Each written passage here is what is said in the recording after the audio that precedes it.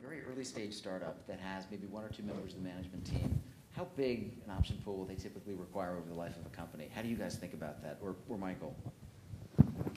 Yeah, I think I have my view of that in kind of the traditional Silicon Valley metaphor, which I think 20 to 30% over time is probably something that seems to be a rule of thumb that's played out. My experience in working with Endeavor entrepreneurs to date has been that they're actually very willing to share the rewards with those who produce, and it's actually the investors that for some reason don't understand that they feel like they're being diluted actually by sharing that ownership with more people in the company, which is a bizarre concept to me.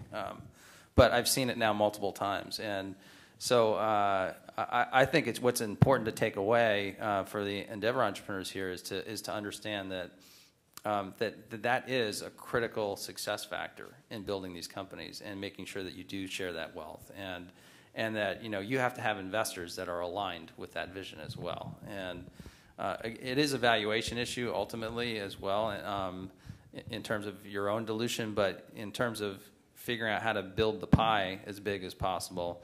I think everybody in this room knows that it's the people that get up every day, come into your office, that are working to build value that are going to be the reason we succeed or not. And so I think both from an investor perspective and an entrepreneur's perspective, those kinds of issues should be well aligned. And it's unfortunate that even if the entrepreneur comes to that conclusion, sometimes the investors in these countries don't seem to have that same philosophy. So.